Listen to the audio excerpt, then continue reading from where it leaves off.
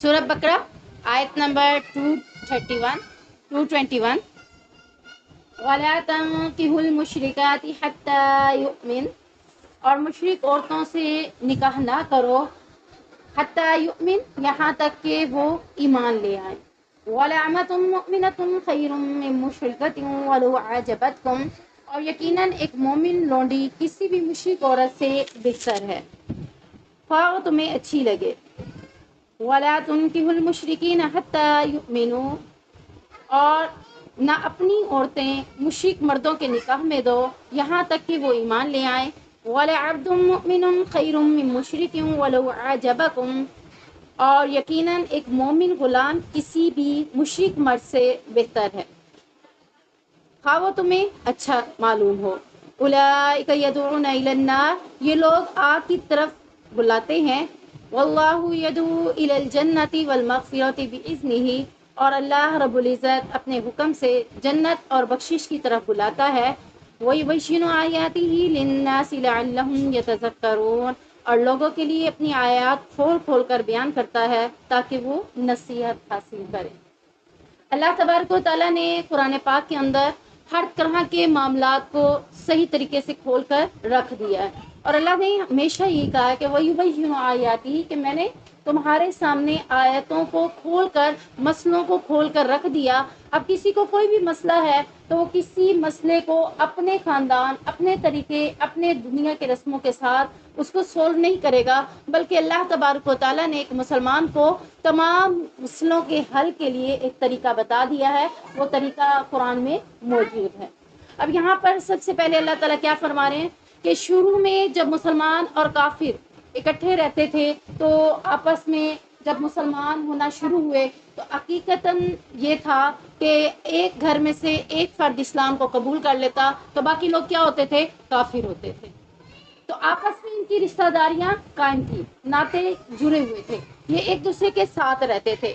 اس آیت کے نازل ہونے کے بعد اللہ تبارک و تعالیٰ نے مشرک مردوں سے نکاح کرنے کو حرام قرار دیا ہے۔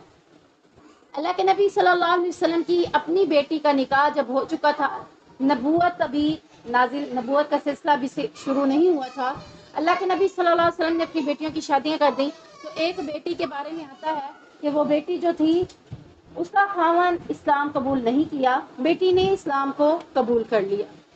اب خاوند باہر تھا، جب واپس آیا تو اس نے کہا کہ میں نے ابا جان نے نبوت کا دعویٰ کیا ہے اور میں اپنے ابا جان کی نبوت کے اوپر اسلام کو قبول کر چکی ہوں اور میرا بیٹا بھی، تو اگر آپ بھی اسلام کو قبول کر لیں تو بہتر ہے۔ جب انہوں نے اسلام کو قبول نہ کیا تو کچھ ٹائم تک تو وہ ایک دوسرے کے ساتھ رہے، لیکن جب اللہ تعالیٰ نے آیتوں کو نازل کر دیا کہ مشرک مرد اور ایک مومن عورت اکٹھے نہیں رہ سکتے، تو پھر اس کے بعد اللہ کے نبی صلی اللہ علیہ وسلم کی بیٹی اللہ کے نبی کے پاس آ گئی، اور رشتہ بھی ختم تو نہیں کیا تھا، وہ اس چانسز میں تھی کہ شاید کہ اللہ رب العزت میرے خاوند کو بھی اسلام قبول کرنے کی توفیق دے دے۔ اور پھر یہاں تک کہ وہ بار بار اپنے کزن کو، یعنی اپنا کزن بھی لگتا تھا ان کو، بار بار کہتی تھی کہ اسلام کو قبول کر لو، یہاں تک کہ لاسٹ میں جا کر انہوں نے اسلام کو قبول کر بھی لیا تھا۔ تو یہاں اصل میں جو بات بتائی جا رہی ہے وہ یہی ہے کہ اب تک جو تم مسلمان اور مشرک آپس میں رشتہ داریاں قائم کیے ہوئے تھے، اب تمہاری رشتہ داریاں قائم نہیں ہو سکتی۔ اب اللہ تعالیٰ نے کیا کر دیا؟ حرام چھڑا دیا ہے۔ اللہ تعالیٰ کیا کہتے ہیں کہ کسی مشرک عورت کا نکاح نہ کرو یہاں تک کہ وہ ایمان لے آئے، یعنی ایک مومن مرد ہے اور کسی مشرک عورت سے شادی کرنا چاہتا ہے تو اللہ تعالیٰ نے منع کر دیا۔ کس صورت میں اس کے ساتھ نکاح ہو سکتا ہے؟ ایمان لانے کی صورت میں اس کے ساتھ نکاح ہو سکتا ہے۔ اگر وہ ایمان کو قبول نہیں کرتی تو پھر مشرک کا نکاح قبول نہیں ہو سکتا۔ اسی طریقے سے اگر یہاں تو ایک مرد کے بارے میں بات ہے، اسی طرح سیم ایک عورت کے لیے بھی یہی معاملہ ہوگا کہ مومن مرد ہے اور مومن ہی عورت ہے، اور ساتھ میں جس سے شادی ہو رہی ہے وہ مشرک مرد ہے یا مشرک عورت ہے، تو دونوں کا نکاح نہیں ہو سکتا۔ ہم لوگوں نے نکاح کا معیار کیا رکھ دیا ہے؟ اسٹیٹس، کہ جتنا اچھا اسٹیٹس ہوگا، جتنا اچھا اس کا مالدار ہوگا، امیر ہوگا، خاندان اس کا بہت زیادہ کمانے والا اور بہت زیادہ اونچا اس کا مرتبہ ہوگا، تو ہم اس کے ساتھ نکاح کر دیتے ہیں۔ اور پھر اگرچہ اس کے اندر برائیاں بھی پائی جاتی ہوں تو ہم کیا کہتے ہیں؟ اللہ اس کو ہدایت دے دے گا، نکاح کر دو اللہ اس کو ہدایت دے دے گا۔ جبکہ اگرچہ ایک ایسے خاندان سے رشتہ آتا ہے جو کہ غریب ہے لیکن ایمان اس کا بڑا قوی ہے، مومن ہے، نمازی ہے، پرہیزگار ہے، متقی ہے، اگر اس کے پاس مال نہیں ہے تو ہم کیا کہتے ہیں؟ ہم اپنی بیٹی کا نکاح اس سے نہیں کر سکتے، میری بیٹی فاقے میں زندگی کیسے گزارے گی، میری بیٹی اس طرح کی تنخواہ کے ساتھ یا اتنے مال کے ساتھ اس گھر میں نہیں رہ سکتی، تو سو یہاں رشتہ نہیں ہو سکتا۔ جس مرد کے لیے ہدایت کی دعا آپ کر سکتے ہیں کہ اللہ اس کو ہدایت دے گا، تو وہ دوسرے مرد کے لیے یہ دعا کیوں نہیں کی جا سکتی کہ اللہ اسے مال بھی دے سکتا ہے؟ ہمارا نکاح کا معیار کیا بن چکا ہے؟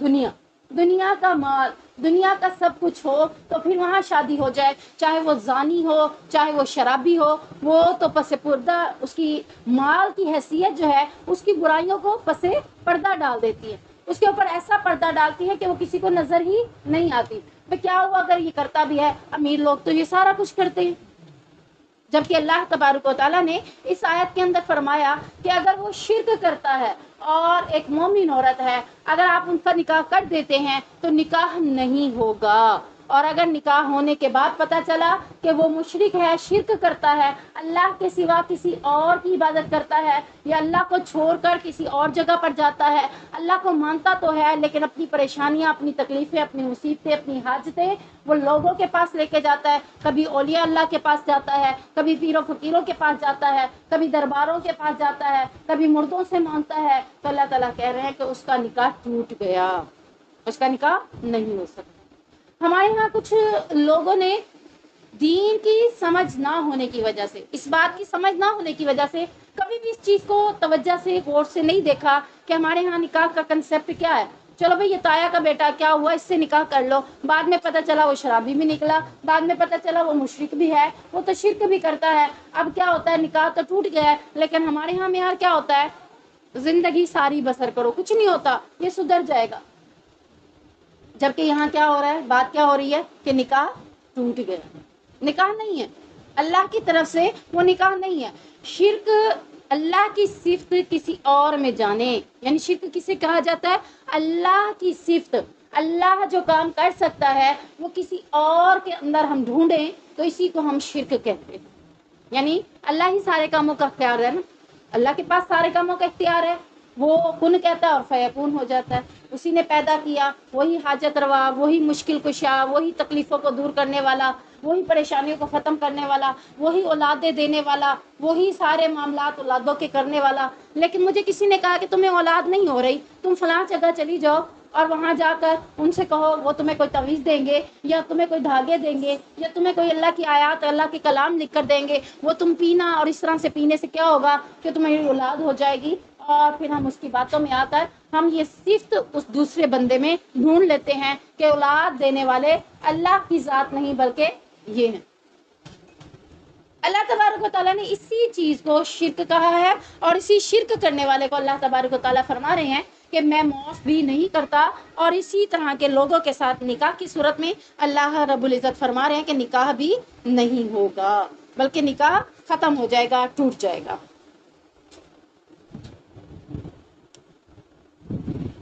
اسی طریقے سے اللہ رب العزت کے علاوہ کسی اور کو سجدہ لائق نہیں ہے کسی کو سجدہ کرنا، کسی کو بھی نہیں ہے۔ اللہ کے سوا اگر ہم کسی اور کو سجدہ کریں گے تو در حقیقت ہم اللہ کی یہ صفت جو ہے، یہ صفت کس کی ہے؟ اللہ کی ہے، اللہ کی یہ صفت کسی اور کو دے رہے ہیں، تو یہ کیا کر رہے ہیں؟ پھر ہم شرک کر رہے ہیں۔ ہم درباروں پہ جا کر سجدہ ریز ہو جائیں، لو آپ نے دیکھا ہوگا پیروں فقیروں کے ماننے والے پیروں فقیروں کے پاس جاتے ہیں تو ان کی قدموں میں گر کر سجدے میں پڑ جاتے ہیں، ان کے گھٹنوں، ان کے پاؤں کے اوپر پیر رکھ رہے ہیں، یہاں تک کہ نعوذ باللہ اگر وہ کہہ دیتے ہیں کہ تم اپنی عورتوں کو ایک رات کے لیے، یہ گھنٹے کے لیے چھوڑ جاؤ، پھر اس کے اوپر میں کوئی ایسا علم کروں گا یا کوئی ایسا اللہ کا کلام پڑھوں گا، پھر اس کو حمل ہو جائے گا۔ ہمارے عقل کے اندر لوگ یہ بھی نہیں سمجھتے کہ اگر اس کے پاس ایک گھنٹے کے لیے چھوڑ کر جائیں گے وہ کون سا کلام کرے گا، वो कौन सा इसके ऊपर अमल करेगा, वो कोई और अमल नहीं बल्कि मियाँ बीवी वाला ताल्लुक वाला अमल करके वो उसको हमला कर देता है और कहता है जाओ अब तुम्हें औलाद हो जाएगी, और अल्लाह ने चाहा तो उसमें से हो जाती है, नहीं होती तो फिर वो उसके पास आते हैं, बेबी तो नहीं हुई, वो कहता है फिर छोड़ जाओ। यूं करते करते वो जिना के काम करना शुरू कर देते हैं। और हमारे यहाँ इस चीज को मायूब भी वो लोग नहीं समझते जो लोग ये काम करते, उनको ये गलत ही नहीं लगता। तो इसी तरीके से अल्लाह तबारक व तआला ने सजदे की ताजीमन सजदे का हुक्म सिर्फ हज़रत आदम अलैहिस्सलाम के लिए कुछ देर के लिए कहा था, और उसके बाद कभी भी किसी के लिए सजदे का हुक्म नहीं कहा। लेकिन जो लोग जहाँ जहाँ भी गए सजदे करते हैं, चूमते हैं, सारा कुछ करते हैं, तो ये सब क्या है, शिर्क है। ऐसे बंदों के साथ या ऐसी औरतों के साथ एक मोमिन मर्द और एक मोमिन औरत का निकाह नहीं हो सकता। अहले किताब में से शिर्क करने वाली औरतों से निकाह को दुरुस्त सहाबा नहीं समझते थे। हालांकि अहले किताब के हवाले से अल्लाह ताला ने कह दिया ना कि तुम अहले किताब से शादी कर सकते हो, निकाह कर सकते हो, लेकिन अहले किताब में भी अगर कोई शिर्क करता होगा उसके साथ भी सहाबा निकाह को दुरुस्त नहीं समझते थे। और इसी तरीके से यहाँ से ये पता चलता है कि किसी भी हिंदू से, बुत परस्त से, कम्युनिस्ट से, आतिश परस्त औरत से निकाह, या औरत हो या मर्द हो, दोनों सूरतों में किसी से भी निकाह इन तमाम लोगों से करना हराम है। जैसा कि अब पैसों की लालच में माएँ अपने बच्चों को कहाँ भेज देती हैं, बाहर के मुल्कों में, ऐसे ही है ना। फिर वो बाहर के मुल्कों में रहते हुए जब देखते हैं कि हमारी कमाई इतनी नहीं हो रही जितना ग्रीन कार्ड से हमें कमाई होगी, अब ग्रीन कार्ड के चक्कर में वो क्या करते हैं, किसी बुत परस्त से, किसी कम्युनिस्ट से, किसी हिंदू परस्त औरत से निकाह कर लेते हैं, और निकाह की सूरत में उन्हें क्या मिल जाता है, ग्रीन कार्ड मिल जाता है। और वो कहते हैं बाद में ये इस्लाम को कबूल कर लेगी। वो तो बात की बात है, करे या ना करे, लेकिन पहले ही उनका निकाह आपस में हुआ ही नहीं।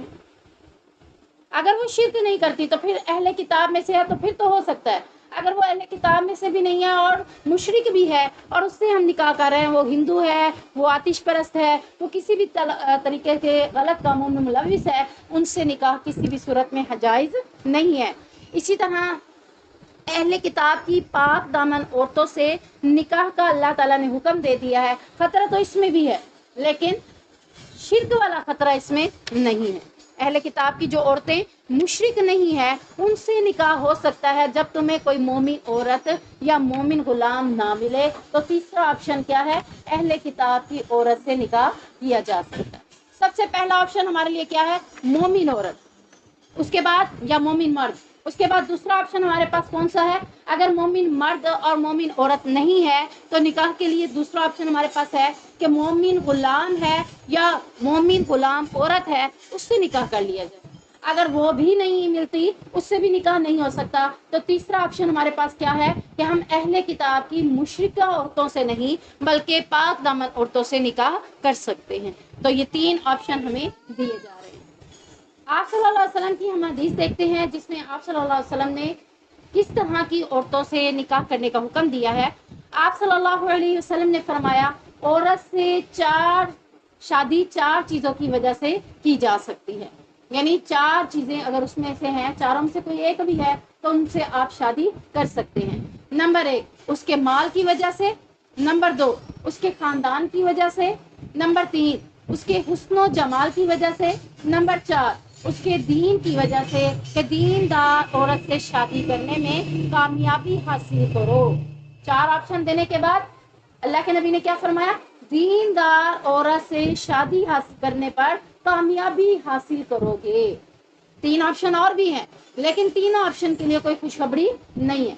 चौथे ऑप्शन के लिए खुशखबरी है कि अगर तुम दीनदार औरत ले आओगे तो घर के अंदर क्या होगा, कामयाबी मिलेगी। कैसे कामयाबी मिलेगी, क्योंकि दुनिया सारी की सारी मता है और दुनिया का सबसे बेहतरीन मता क्या है, नेक और सालिया औरत, जिसे आज हम कुछ समझते नहीं।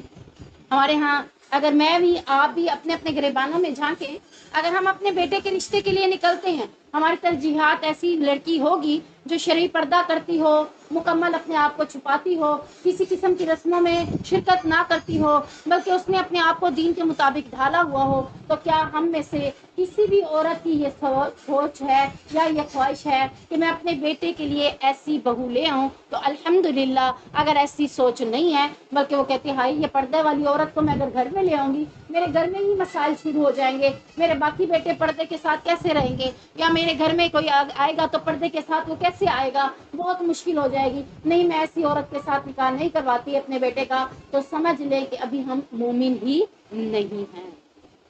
مومن عورت کی ایک سوچ کیا ہے، وہ اپنے بیٹے کے لیے انتخاب کرتے وقت نہ مال دیکھے گی، نہ حسن دیکھے گی، نہ ہی اس کے معاملات خاندان کو دیکھے گی، بلکہ وہ سب سے پہلے کیا ترجیح دے گی؟ لڑکی کے دینداری کو ترجیح دے گی کہ یہ لڑکی دیندار ہے، لڑکی سمجھدار ہے، لڑکی شعور والی ہے، تو یہ کیا ہے؟ میرے بیٹے کے لیے بھی کامیابی کا باعث ہے اور آنے والی نسل کے لیے بھی کامیابی کا باعث ہے۔ اگر ہم نے یہ ترجیحات چھوڑ دی ہیں تو آج بتائیں کس گھر میں کامیابی ہے؟ ہمارے اپنے بیٹے جو کہ شادی جن کی ہم کر دیتے ہیں تو وہ آئے روز پریشانیوں میں مبتلا ہیں۔ کیسی پریشانیاں؟ ہم لڑکی تو لے آئے خوبصورت دیکھ کر، اب اس خوبصورتی نے اچار ڈالنا ہے، اس خوبصورتی نے تو کچھ بھی نہیں کرنا۔ اب وہ خوبصورت لڑکی کہتی ہے اپنے خاوند کو آئے روز میرے مطالبے پورے کرو، میں تو پارلر کے چکر لگاتی ہوں، میں تو پارلر میں آئے روز جا کر مینٹین کرواتی ہوں، مجھے تو فیشن کے لیے اتنا پیسہ چاہیے، میرے لباس کے لیے اتنا پیسہ چاہیے۔ اب وہ بیٹا کماتا جتنا بھی ہے سارا کا سارا اس عورت کی خواہشات کے اوپر جب خرچ کر دے گا تو گھر میں کامیابی ہوگی؟ گھر میں سکون ہوگا؟ نہیں ہوگا۔ اسی لیے اللہ کے نبی صلی اللہ علیہ وسلم نے فرمایا تم 4 قسم کی عورتوں سے شادی تو کر سکتے ہو، لیکن تمہیں کامیابی کس طرح کی عورت سے ملے گی؟ دیندار عورت سے شادی کرنے کی صورت میں تمہاری کامیابی تمہیں حاصل ہوگی۔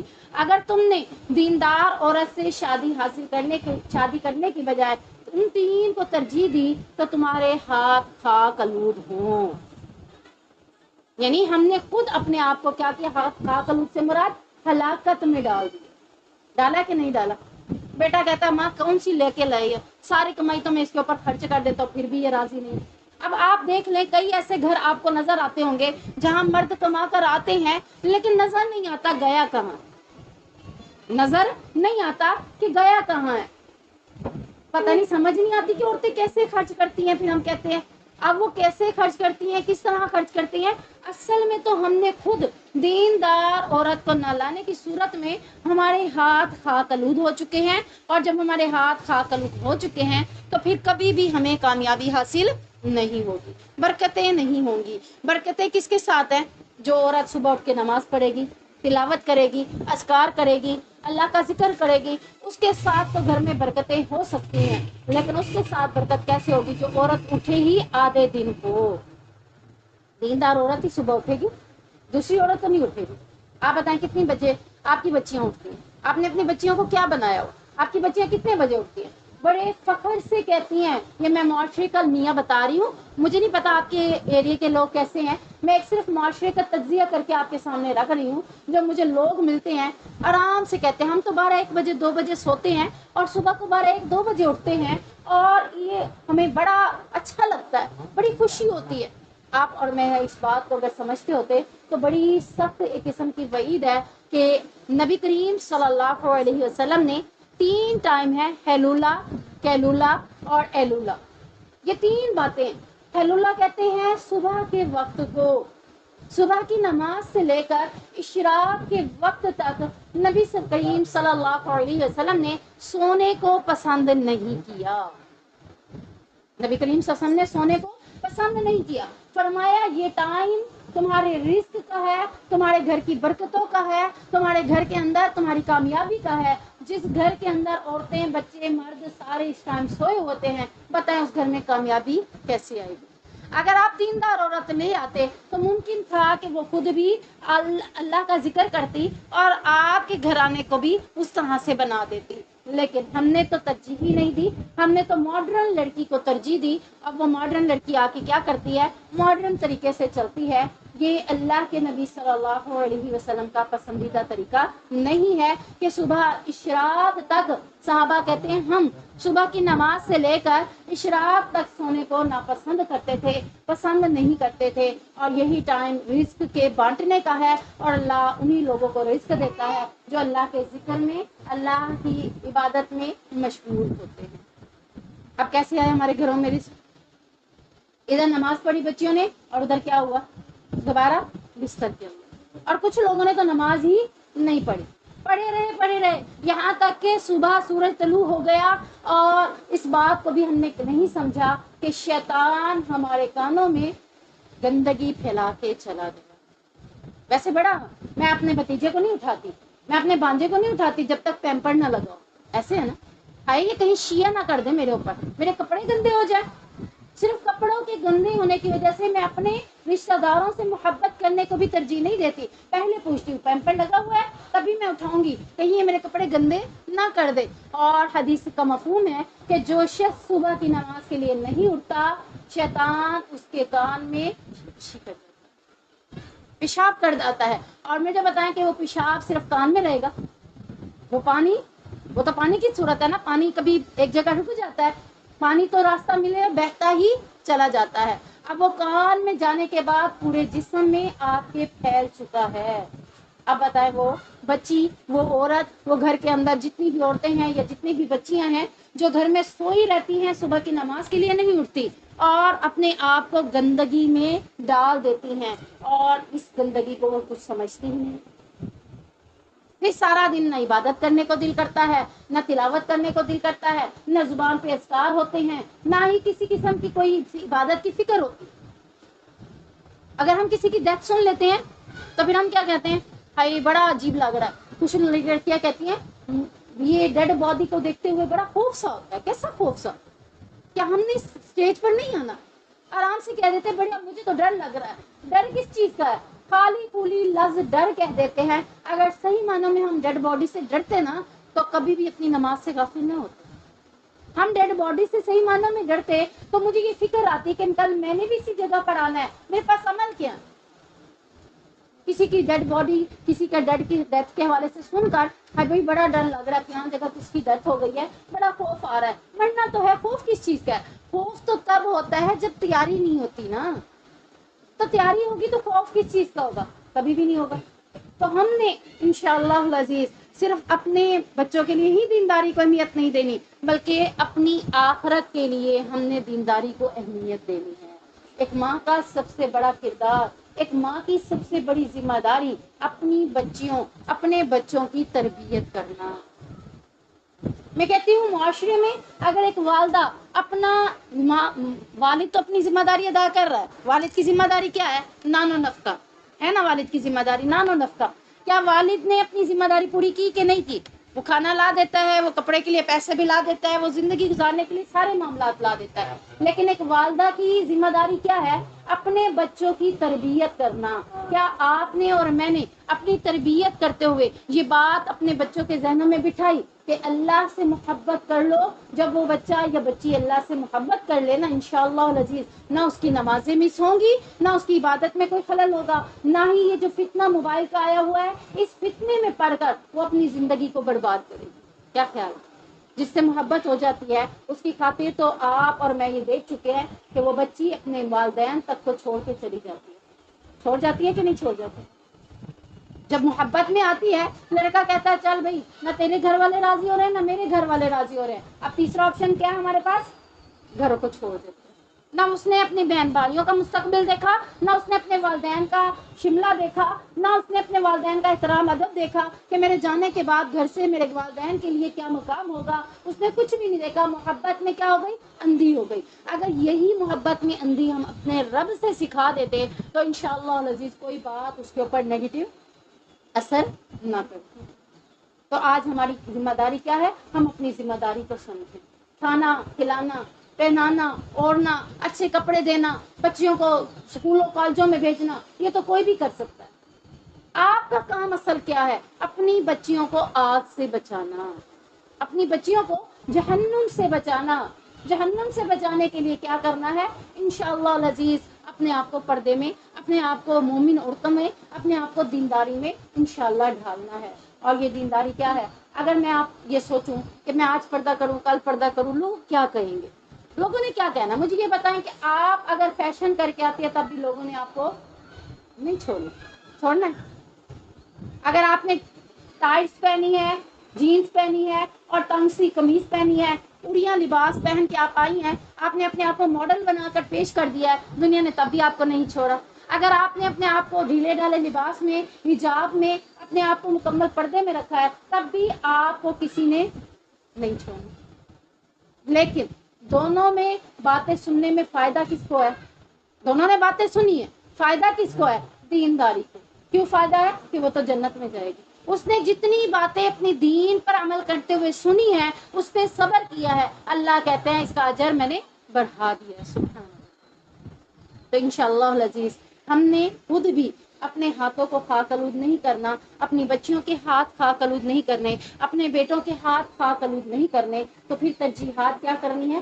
دینداری کو ترجیح دینی ہے، اپنے اوپر اسلام کے اصولوں کے اوپر عمل کرنا ہے۔ جب دنیا نے چھوڑنا تو ہے ہی نہیں، دنیا کو چھوڑیں، اللہ رب العزت کی نظر میں پسندیدہ بن جائیں کہ اللہ کے پاس جب جائیں اللہ کہے رضی اللہ عنہم ورضوا عنہ، اللہ اس سے راضی ہو گیا، اللہ کہے میں تجھ سے راضی ہو گیا ہوں اور تجھے بھی میں راضی کر دوں گا جنت کے اعلیٰ باغات دے کر۔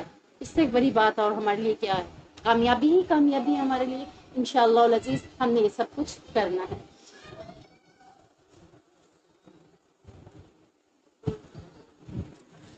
اب یہ جو اللہ تبارک و تعالیٰ نے اس آیت میں کہا ہے کہ اپنی عورتوں کو مشرک مردوں کے حوالے نہ کرو، اس آیت میں یہ بات جو ہوئی ہے اس سے مراد کیا ہے؟ کہ عورت اپنا نکاح خود نہیں کر سکتی، اس کے ولیوں کو حکم ہے نا، وَلَا تَنكِحُوا الْمُشْرِكَاتِ حَتَّىٰ يُؤْمِنَ، کہ تم اپنی عورتوں کے نکاح بھی مشرک مردوں سے نہ کرو۔ یہاں سے پتہ چلتا ہے کہ عورت کا نکاح خود وہ کر ہی نہیں سکتی جب تک اس کا ولی موجود نہ ہو۔ ولی کیا ہے؟ باپ ہے، باپ نہیں ہے تو بھائی ہے، بھائی نہیں ہے تو چچا ہے، چچا نہیں ہے تو ماموں ہے، چچا ماموں کوئی بھی نہیں ہے تو خاندان کا کوئی سربراہ ہے، وہ بھی نہیں ہے تو پھر محلے کا سربراہ ہے، اگر وہ بھی نہیں ہے تو پھر آخر میں آ کر وزارت میں حکومت کے جگہوں پر جا کر ہم یعنی کسی کو بھی سربراہ بنا سکتے ہیں، اتنے آپشن کے بعد جا کر۔ لیکن کورٹ میرج میں جو شادیاں ہو رہی ہیں وہاں کون سا ولی ہوتا؟ کوئی بھی ولی نہیں ہوتا، دو چار لوگوں کی گواہوں کی صورت میں نکاح ہو گیا۔ جب ولی ہی نہیں ہے، عورت کے لیے نکاح کے لیے ولی کا ہونا ضروری ہے، لڑکے کے لیے ولی کا ہونا ضروری نہیں ہے۔ عورت کا نکاح نہیں ہوا، لڑکے نے اگر نکاح کیا لڑکے کا تو ہو گیا، سمجھ لیں، کیونکہ اس کے لیے ولی کی شرط نہیں ہے۔ لیکن اس نے جس لڑکی کے ساتھ نکاح کیا ہے جب اس کا ولی نہیں ہے تو اس لڑکی کا جب نکاح نہیں ہوا تو آٹومیٹکلی اس کا بھی نکاح نہیں ہوا، نکاح کیا ہو گیا؟ فاسد ہو گیا۔ تو کورٹ میرج شادی کرنا یا اپنے والدین سے چھپ کر شادی کرنا یا کسی بھی سربراہ کو ملوث بیچ میں نہ کرنا شادی کے معاملے میں، تو یہ نکاح کیا ہوگا؟ یہ نکاح غلط ہے، حرام ہے، اس نکاح کو صحیح نہیں کہا گیا۔ اسی لیے اللہ تعالیٰ نے یہاں پر لفظ استعمال کیا ہے کہ تم اپنی عورتوں کو بھی مشرک مردوں کے حوالے نہ کرو۔ اب دیکھیں اگر مردوں نے یہ تعلیم حاصل کی ہوتی، مردوں نے اس قرآن کی ترجمہ تفسیر پڑھی ہوتی تو انہیں بھی پتا ہوتا کہ ہم نے شادی کے لیے کیا معیار رکھنا ہے، مشرک لوگوں سے شادی نہیں کرنی۔ لیکن ہم میں سے کوئی بھی ان چیزوں کا اہتمام نہیں کرتا، نہ ہمارے بڑوں نے پڑھا، مردوں نے، نہ ہی عورتوں نے پڑھا، تو پھر اس چیز کا اہتمام نہیں ہوتا۔ لیکن آج ہم نے پڑھ لیا انشاءاللہ، تو ہم نیکسٹ آگے کی نسلوں کو ان لوگوں کے ساتھ انشاءاللہ وداع نہیں کریں گے، بلکہ نکاح کے لیے اس چیز کا ہم اہتمام کریں گے۔ سیدنا ابو موسیٰ بیان کرتے ہیں کہ رسول اللہ صلی اللہ علیہ وسلم نے فرمایا، اچھے اور برے ہمنشیں کی مثال عطر فروش اور بھٹی دھونکنے والی جیسی ہے۔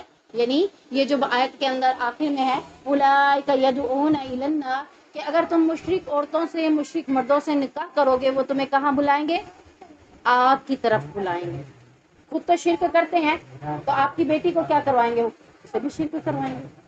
وہ آپ کی بیٹی اگر غلط جگہوں پہ نہیں جاتی تھی، جمعراتوں پہ نہیں جاتی، یا پیروں فقیروں کو کھانے دینے کے لیے نہیں جاتی، یا درباروں پہ جا کر لنگر چلانے کے لیے نہیں جاتی تھی، لیکن اب آپ نے لیکن اب آپ نے اس جگہ نکاح کر دیا جہاں یہ سب کچھ چلتا ہے. اب اس مشرک مرد نے کیا کرنا ہے؟ آپ اپنی بیوی کو بھی انہی کاموں میں لگا دینا ہے. صحبت کیا کرتی ہے؟ اثر کرتی ہے. اللہ تعالیٰ نے یہی کہا اولئک یدعون الی النار، یہ لوگ آگ میں لے کر جانے والے ہیں. مشرک لوگ تمہیں کیا کریں گے؟ آگ میں لے کر جائیں گے. تو صحبت کیا ہے؟ بری صحبت کے حوالے سے یہاں پر حدیث کے اندر ہے کہ اچھے اور برے ہم نشیں کی مثال عطر فروش اور بٹی دھونکنے کی جیسی ہے.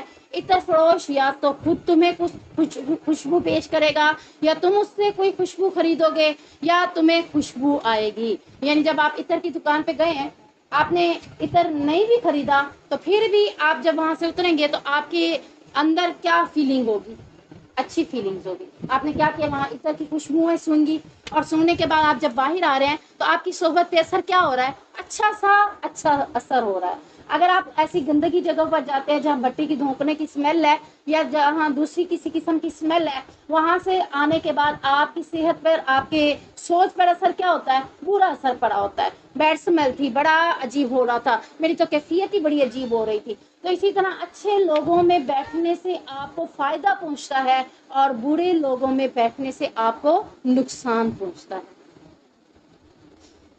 بٹی دھونکنے والا یا تو تمہارے کپڑے جلائے گا، یا تمہیں بدبو آئے گی، یعنی ہر حال میں تمہارا کچھ نہ کچھ نقصان تمہیں پہنچائے گا. لیکن اچھے لوگوں میں بیٹھنے سے تم نہ بھی لینا چاہو تو پھر بھی کوئی نہ کوئی فائدہ تمہیں ضرور پہنچے گا. جیسا کہ آپ اس محفل میں آئے ہیں، ٹھیک ہے نا، اگر آپ اس کو سننے کے بعد عمل نہ بھی کریں تب بھی آپ کے ذہن پہ اچھا اثر تو رہے گا نا. اچھی صحبت میں جو بیٹھے، اگر آپ بری صحبت میں جا کر بیٹھے ہیں تو بری صحبت کا اثر آپ کے اوپر ضرور ہوگا. اسی لیے کہا جاتا ہے کہ دوستی ان سے کرو جو کہ آپ کو سیدھے راستوں پر لے کر جائے، اچھے راستوں پر لے کر جائے. ایسے لوگوں کی دوستی اختیار نہ کرو کہ آپ خود تو اچھے تھے لیکن آپ نے برے کے ساتھ دوستی کی، تو خدشہ کیا ہے؟ آپ بھی برے ہو سکتے ہیں، کیونکہ اس کی صحبت آپ پہ بھی اثر کر سکتی ہے.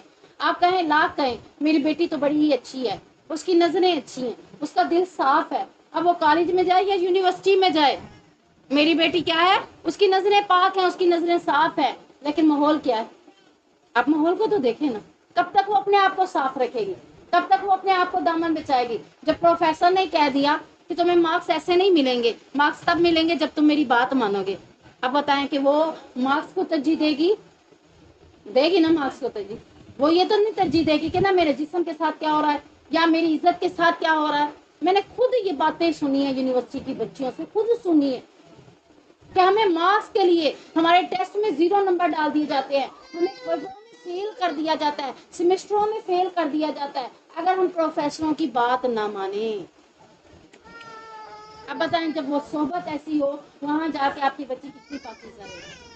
میں یہ بھی نہیں کہہ رہی کہ پوری یونیورسٹی ایسے ہوگی، مجھے نہیں معلوم، میں نے تو نہیں دیکھا، لیکن میں نے جہاں تک سنا ہے بری صحبت تو ضرور ہے. اور اگر نہ بھی ہو، جہاں پر مخلوط محفل ہو جائے، جہاں پہ مرد اور عورت اکٹھے ہو جائیں، وہاں تیسرا کون ہوتا ہے؟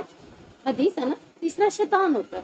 اب آپ لاکھ کہیں کہ میری بیٹی اچھی ہے، وہ اپنے کزن کے ساتھ بائک پہ چلی جائے، آپ جتنا مرضی ہے اس کو اچھا سمجھ لیں، وہ جب دو لوگ بیٹھ گئے ہیں جو کہ نامحرم ہے، تیسرا ان میں کون ہے؟ شیطان. سب سے پہلے کزن نے کیا کہنا؟ میں کوئی ڈرونی شکل کا ہوں جو اتنی دور ہو کے بیٹھی ہوئی ہو؟ میں نے پھر اس نے کہنا نہیں میں ایسے ٹھیک ہوں. اس نے کہنا ٹھیک ہے ایسے ہی ٹھیک ہو. اس نے اتنی تیز بائک چلانی اور کیا کرنا ہے؟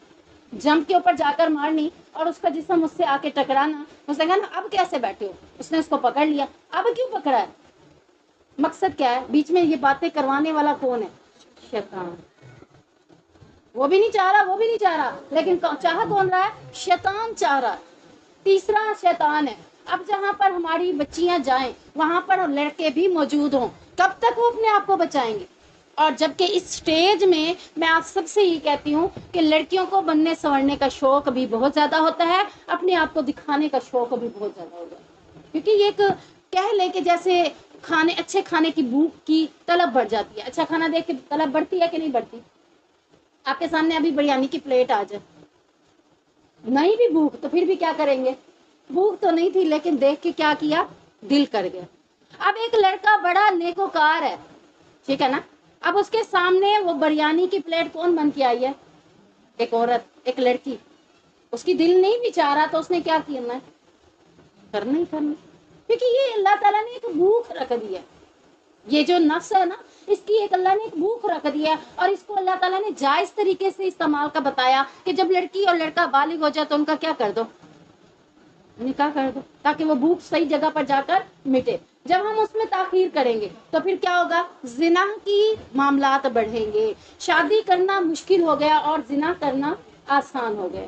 شادی کے لیے تو 7-8 لاکھ 10 لاکھ 12 لاکھ چاہیے پھر جا کے شادی ہوتی ہے، زنا کے لیے عورت کتنے جلدی مان جاتی ہے، لڑکی بھی کتنے جلدی مان جاتی ہے، ایک دو ڈیٹوں کی بات ہے، 2-4 اچھے گفٹ کی دیر ہے، لڑکی اس کی طرف کھینچی چلی جاتی ہے، اور پھر وہ جو معاملہ نکاح کے ساتھ کرنا چاہتا ہے وہ کہتا ہے بغیر نکاح کے اتنے آسانی سے مجھے مل گیا ہے تو اب کیا ضرورت ہے۔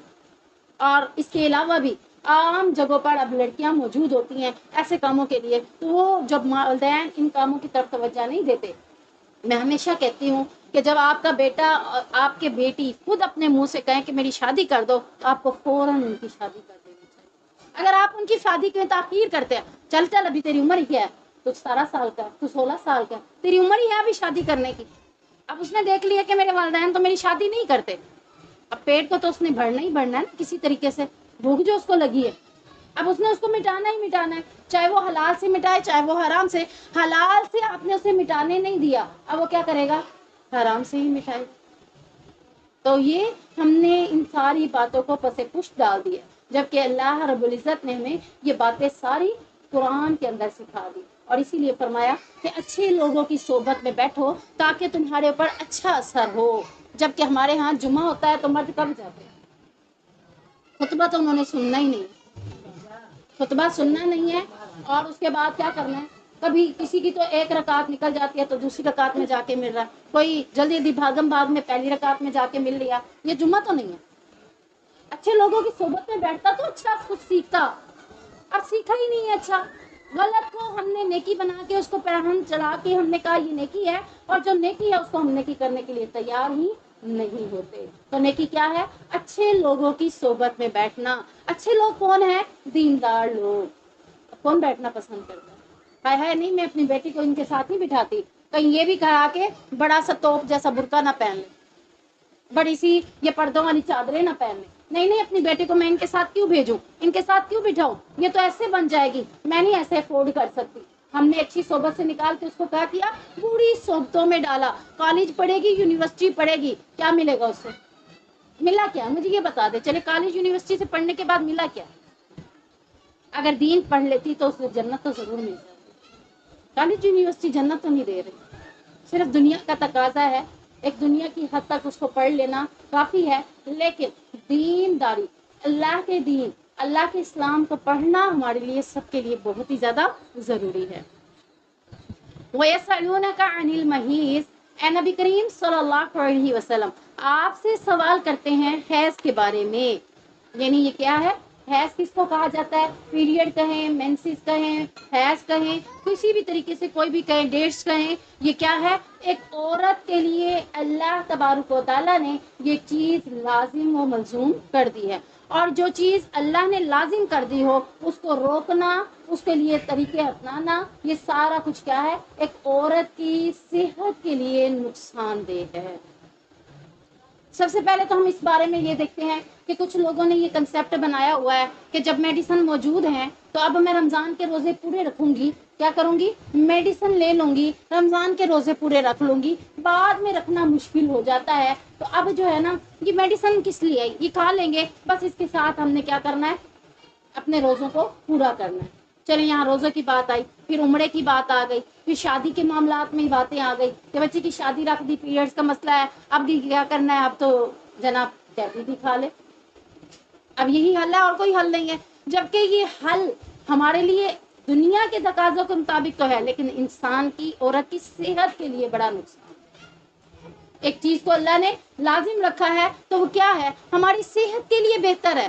اب جب کسی کو مینسز نہیں آتے، 2-3 مہینے نہیں آتے، آپ بتائیں اس کی حالت کیا ہو رہی ہوتی ہے، موٹاپا چڑھ جاتا ہے، صحت خراب ہو رہی ہوتی ہے، اور چڑچڑاپن اس میں ہوتا ہے، عجیب سی فیلنگز والی وہ لڑکی بن جاتی ہے، ہم کہتے ہیں پتہ نہیں اسے مینسز کیوں نہیں آ رہی، چلو اس کی میڈیسن لے، جب مینسز کو روکنے کے لیے دوائیاں استعمال کریں تو اندر مینسز میں نقصان پڑ جاتا ہے اور پھر اس کے نقصان کی وجہ سے بہت سے معاملات ہو جاتے ہیں۔ اب ہم دیکھتے ہیں کہ یہ سوال کیوں کیا، یہ عورتوں نے سوال کیا یا مردوں نے کیا، یا عورتوں کے حوالے سے مردوں نے کیا۔ بات تو ایک ہے کہ ہمارے لیے یہ پوچھا جا رہا ہے کہ اسلام میں حیض کا تعلق کیا ہے، دین پر عمل کرنے کے لیے حیض کا تعلق کتنی حد تک ہے، اور اس میں کیا کر سکتے ہیں اور کیا نہیں کر سکتے، یہ ساری باتیں پوچھی گئی۔ تو نبی کریم صلی اللہ علیہ وسلم سے سوال کیا گیا کہ حیض کیا ہے، تو اللہ کے نبی صلی اللہ علیہ وسلم کے ذریعے بتا دیا گیا، قل ہوا اذن، کہہ دیجئے کہ وہ ایک طرح کی تکلیف ہے، گندگی ہے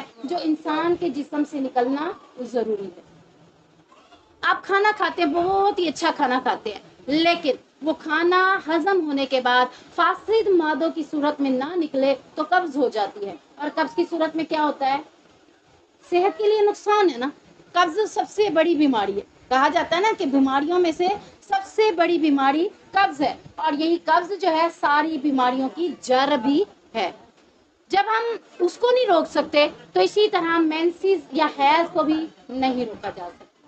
قل هو اذن، یہ گندگی ہے، یہ ایک تکلیف ہے جس کے لیے اللہ تبارک و تعالیٰ نے ایک عورت کے اندر سے اس کو نکالنے کے لیے لازمی سیٹ اپ رکھ دیا ہے، اور یہ کب ہوتا ہے، بلوغت کے بعد عورت کو ایام کی صورت میں یا مینسز کی صورت میں، بلیڈنگ کی صورت میں، اسی کو حیض کہا گیا ہے، اور یہ ہونا عورت کے لیے لازم ہے۔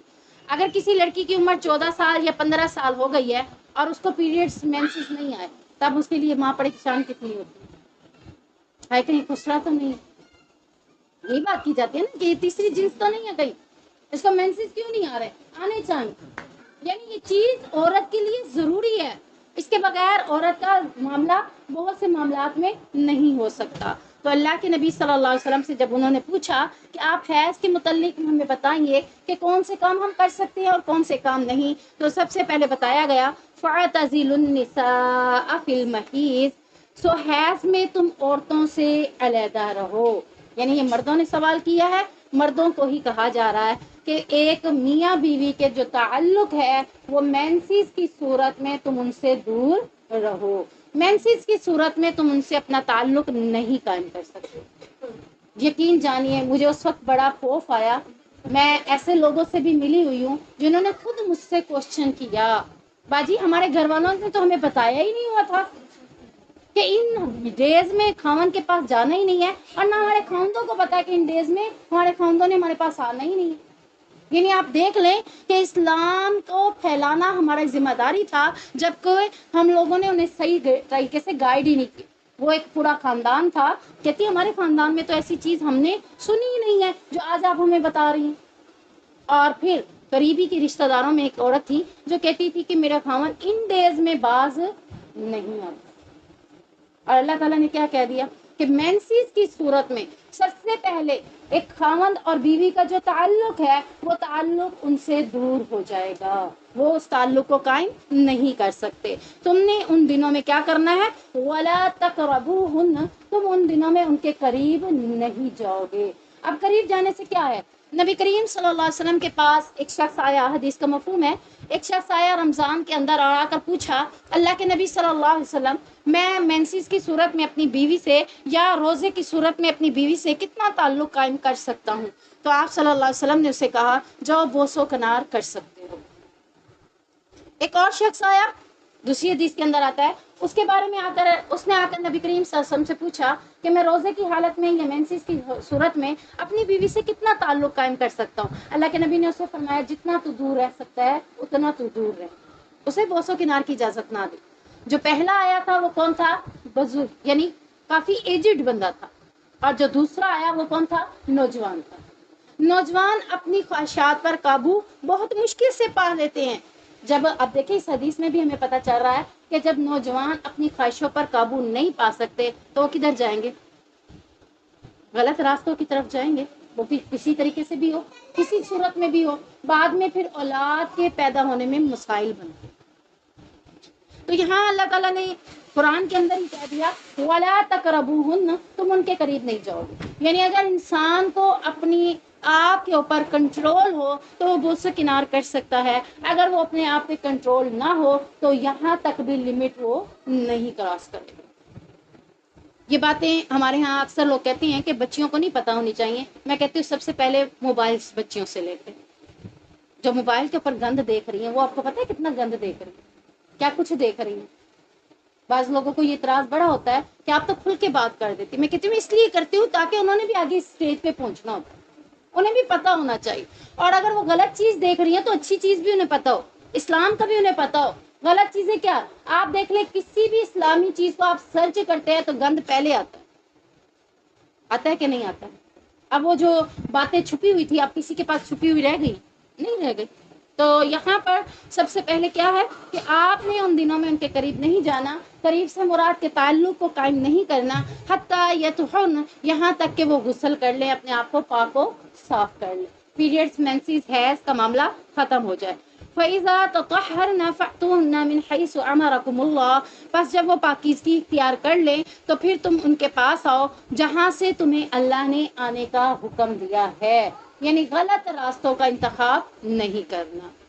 اب یہ بھی کوشچن بچیاں ہی کرتی ہیں، جن کی شادیاں ہو جاتی ہیں وہی بچیاں ہی کرتی ہیں، باجی ہمارے میاں ہمیں ایسے ایسے کہہ رہے ہیں، ایسے ایسے کرنا جائز ہے، ایسے ایسے طریقے سے جائز ہے۔ اب وہ گندی ویڈیوز دے کر، گندی چیزیں دے کر بہت حد تک وہ لڑکے، وہ مرد ان کاموں کی طرف آ جاتے ہیں، اور اللہ تعالیٰ نے کیا کہا کہ جہاں سے اللہ نے آنے کا حکم دیا ہے وہی راستہ اختیار کرو، دوسرے راستے کو اختیار کرنا حرام ہے، غلط ہے۔ جبکہ بہت سے لوگ نادانی میں بھی یہ غلط راستہ اختیار کر رہے ہیں، اور یہاں تک کہ غلط چیزیں دیکھ کر، غلط چیزیں دیکھتے ہوئے اس کا نفس ان کو ان غلط چیزوں کی طرف لے کر جاتا ہے۔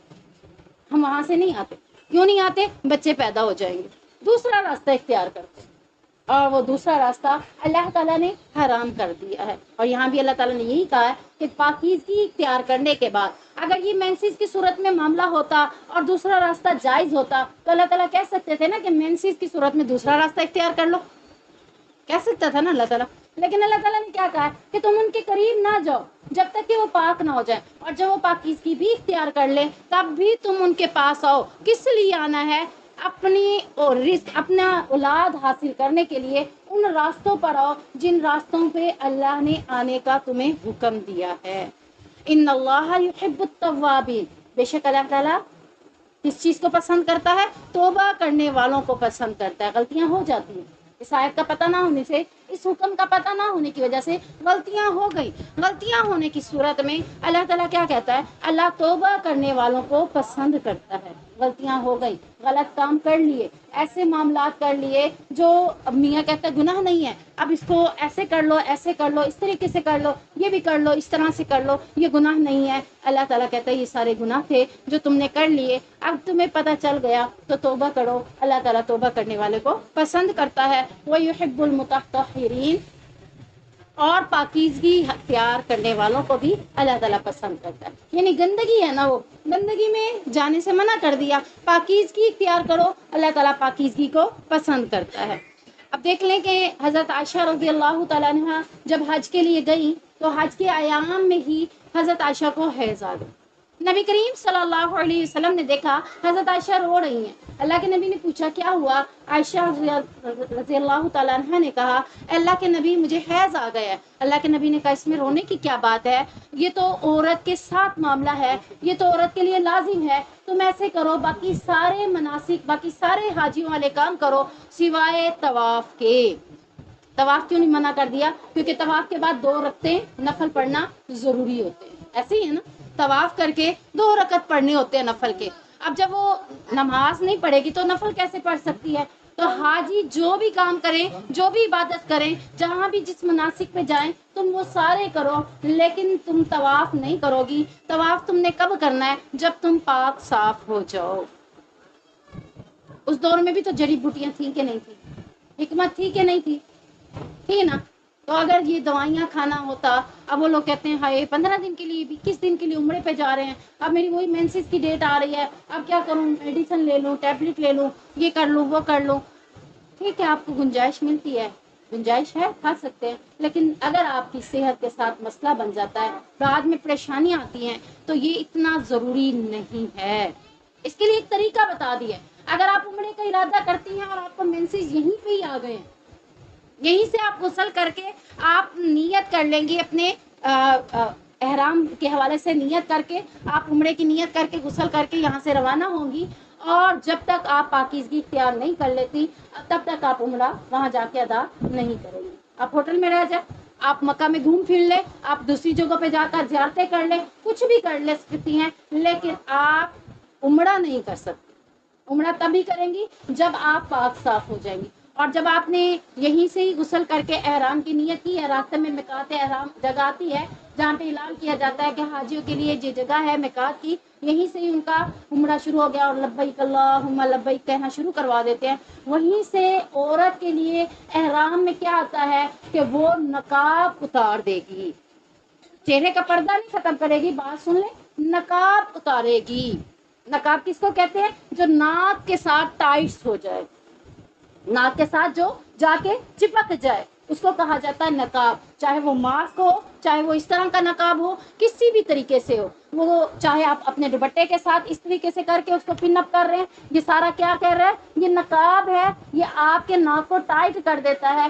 इससे मना किया गया है, पर्दा करने से मना नहीं किया गया। पर्दा करेंगी आप, और कैसे पर्दा करेंगी? आप अपने, हजरत आयशा कहती थी कि जब हम देखते थे कि वो मर्द आते तो हम अपने चादर का पल्लू लटका लिया करते थे।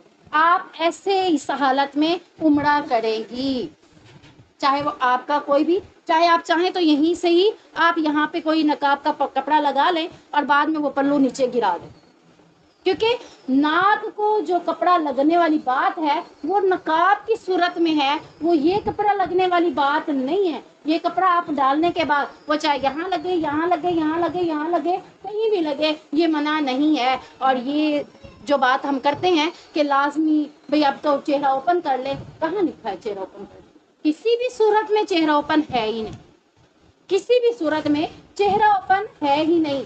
उम्रा करने के बाद बाकायदा तौर पर आप पूरा नकाब कर लेंगे, फिर चाहे आप दूसरा नाक के ऊपर टाइट वाला लगाएं, मास्क लगाएं, किसी भी सूरत में लगाएं। जब आपका उम्रा मुकम्मल हो गया तब आप किसी भी की सूरत का नकाब कर सकती हैं, लेकिन उससे पहले आपको अपने चेहरे का पर्दा करना ज़रूरी है, छुपाना ज़रूरी है। वो सिर्फ आप जैसे कोई भी कपड़ा लेकर ऊपर अपने डाल सकती हैं, या आप एक्स्ट्रा दुपट्टा ही लेकर अपने सर के ऊपर डाल दें, उसको ही आप डाल दें। यानी आपने नीचे चादर स्कार्फ पहन लिया है, ऊपर आप एक दुपट्टा रख लें, वो ऊपर डाल दें। किसी भी सूरत में करना ज़रूर है, पर्दा आपके लिए ख़त्म नहीं हुआ।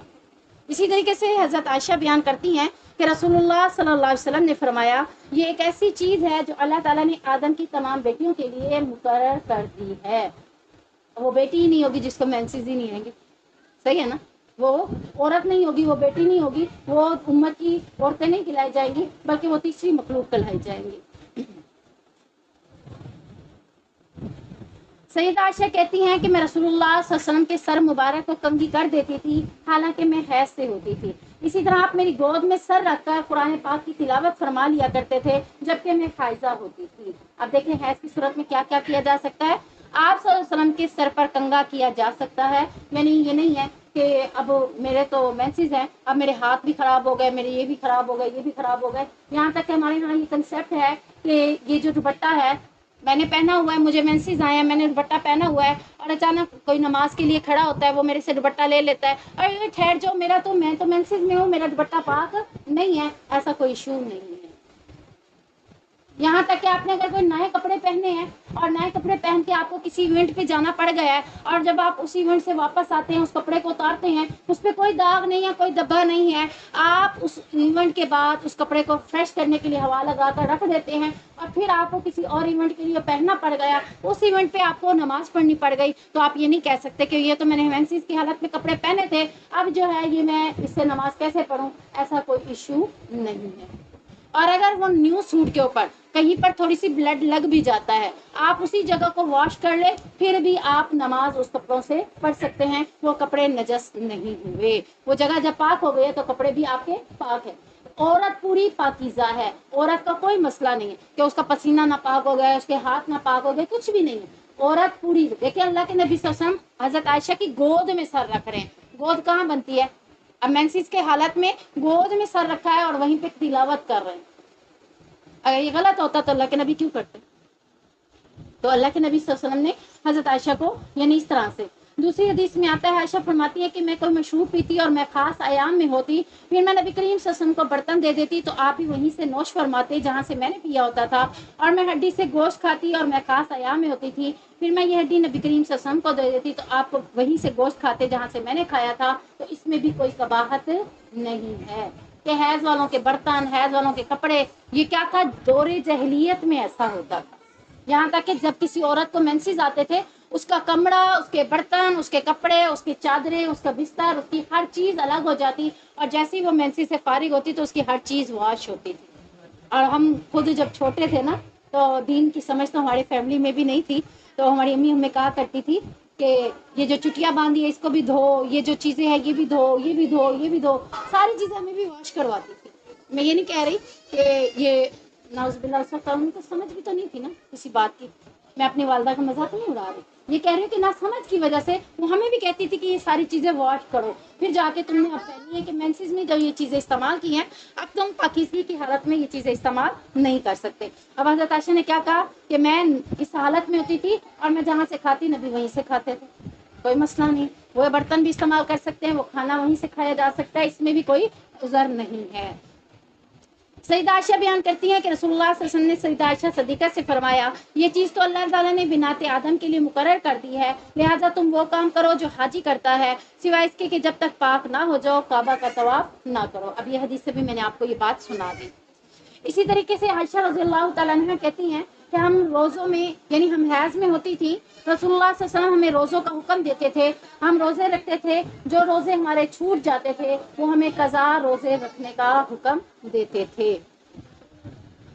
मैमूना रज़ियल्लाहु ताला अन्हा कहती हैं कि मैं हालत हैज़ में होती, इस हालत में कि रसूलुल्लाह सल्लल्लाहु अलैहि वसल्लम अपनी जाए नमाज पर नमाज पढ़ते हुए होते और मैं आपके सामने लेटी रहती, जब आप सजदा करते तो आपके कपड़े का कुछ हिस्सा मुझ पर आता था, तो इसमें भी कोई कबाहत नहीं थी। यानी अगर आगे हैज़ वाली औरत बैठी है तो पीछे नमाज पढ़ने खड़े हो जाए तो इसमें भी कोई मसला नहीं है। हमारे यहाँ तो हैज़ वाली औरत ना भी बैठी हो, कोई और भी बैठा, हट मैंने नमाज पढ़नी है, ऐसा कोई इशू नहीं है। अगर वो वहां तक नमाज की हालत तक बैठी रहती है तो कोई इशू नहीं है, वो बैठी रह सकती है, ठीक है ना, कोई ऐसा मसला नहीं है।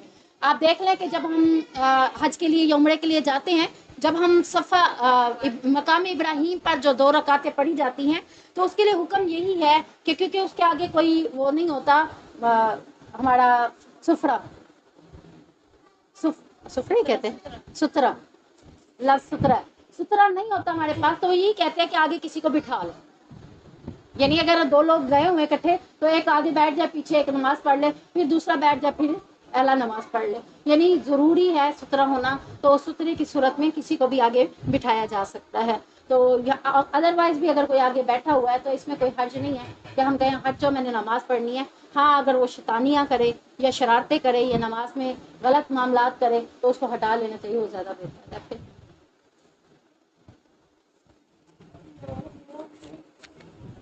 निसाउकुम हर्सुल लकुम फअतू हर्सकुम अन्ना शिअतुम, तुम्हारी औरतें तुम्हारे लिए खेती हैं, सो तुम अपनी खेती में जिस तरह से आओ चाहो। वक़द्दिमू लिअन्फुसिकुम, और अपने लिए आगे का सामान भेजो। वत्तकुल्लाह, और अल्लाह से डरो। वअलमू, और जान लो अन्नकुम मुलाक़ू, यकीनन तुम उससे मिलने वाले हो। वबश्शिरिल मुमिनीन, और ईमान वालों को खुशखबरी दे दो। यानी अब अल्लाह ताला ने यहाँ पे बता दिया कि एक औरत के साथ ताल्लुक़ कैसे इख्तियार करना है। सबसे पहले तो अल्लाह तबारक व तआला ने औरत को क्या कहा है? खेती कह दिया कि तुम अपनी खेती में आओ जिस तरह से भी चाहो।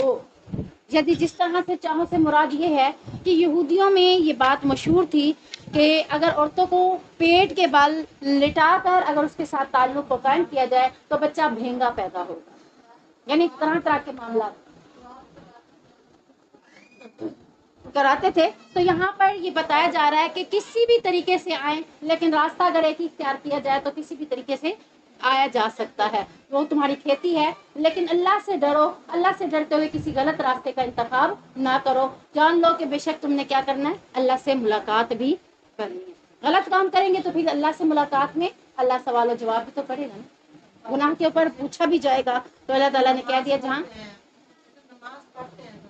میں بتاتی ہوں نہیں میں بتاتی ہوں. تو جو عمل کریں گے ان کے لیے اللہ تعالیٰ نے کہہ دیا کہ خوشخبری دے دو ایمان والوں کو، اور جو عمل نہیں کرتے ان کے لیے اللہ تعالیٰ نے کیا کہہ دیا کہ تم نے اللہ سے ملنا ہے، اپنے انجام کی تم فکر کرو. تو یہاں پر میاں بیوی کے تعلق کے کام کرنے کے لیے جو دعا ہے وہ کیا ہے؟ بسم اللہ اللہم جنب الشیطانی وجنبنی الشیطان ما رزقتنا. کہ یعنی اللہ تبارک و تعالیٰ نے ہمیں جو دعا سکھائی ہے وہ کس لیے ہے؟ کہ شیاطین سے بچنے کے لیے، جنات سے بچنے کے لیے. جب تک ہم بسم اللہ نہیں پڑھیں گے تب تک ہمارا ان سے پردہ نہیں ہوگا، وہ ہمیں دیکھ رہے ہیں.